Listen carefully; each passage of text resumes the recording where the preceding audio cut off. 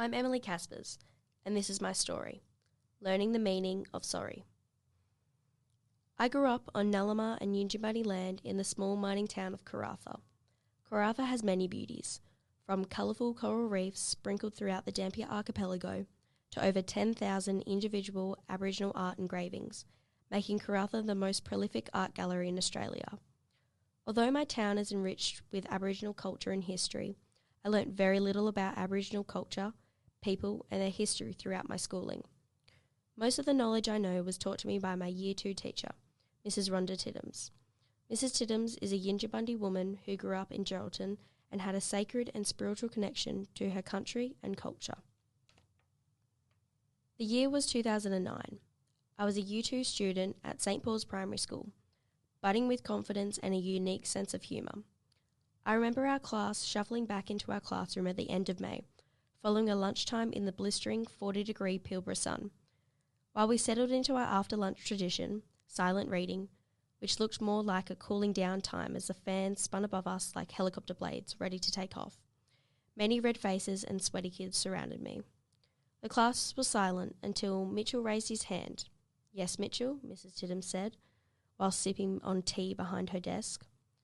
"Well, I was wondering why the people on the news were saying sorry." Mitchell's perplexed face matched Mrs. Tittums'.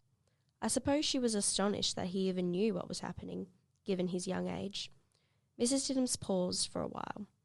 How about I explain it to you all tomorrow?" Without a fuss, everyone nodded and continued to read. The next morning, when we arrived at school, all our desks were pushed to the side and stacked on top of each other. There was a breath of anticipation in the air. A lot of questions filled the room, but it was not until the bell sounded that Mrs. Tittums spoke. She started by telling us that Mitchell's question was a bit tough for her to explain, and wanted to make sure she was going to answer it in a way that would make sense to us. After all, we were 8-year-olds. She told us to form a circle because she was going to tell us a story about her culture. Mrs. Tittums explained that in her culture, when a story was to be told, people would sit in a circle, which was called a yarning circle. I was puzzled because I did not understand how Mitchell's question related to Mrs. Tittums' culture.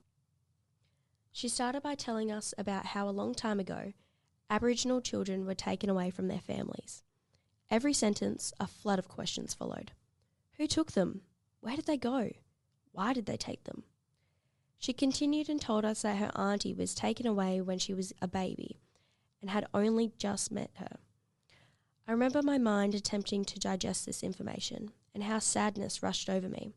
A sickening feeling began to tumble around in my stomach. Mrs. Tittums told us the story of the stolen generations. "What do we do if we hurt someone?" she asked the class.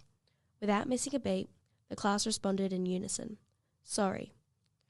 She said that the government was acknowledging and apologising for all the harm they had caused to the Aboriginal communities, as they had never been apologised before. Over the course of the week, Mrs. Tittums organised small activities which taught us something new each day about Aboriginal culture. We made damper with Mrs. Murphy, an elder from Roebourne, a small Aboriginal community 30 kilometres from town. She shared her stories about growing up on country and how important her culture was to her identity and what the apology meant to her personally. I could see the tears swirling around behind her eyes as she spoke of the hurt and pain her community had suffered. Once one tear broke free, the others followed in an unbreakable stream. We created our own Aboriginal art, inspired by artwork created by local artists. Mrs. Tittums told us the story of the rainbow serpent, while creating a collage of pictures of the hills which surrounded Karratha. She explained that the rainbow serpent made our hills, the sun created valleys and rivers. Most memorable, Mr. Tittums, Mrs. Tittums' husband, played his didgeridoo for us. The vibrations echoed throughout our block, drawing students from other classes into our classroom. The small crowd applauded his performance, prompting him to sing and dance while playing his tapping sticks. The room was filled with smiles and enthusiasm as we danced together. That was a week I'll never forget. It demonstrated to me how rich and unique Aboriginal culture is, but also how I still had a lot to learn about the history and hardships of the world's oldest living human culture. Throughout the year, Mrs. Tittums continued to incorporate elements of her culture into the classroom.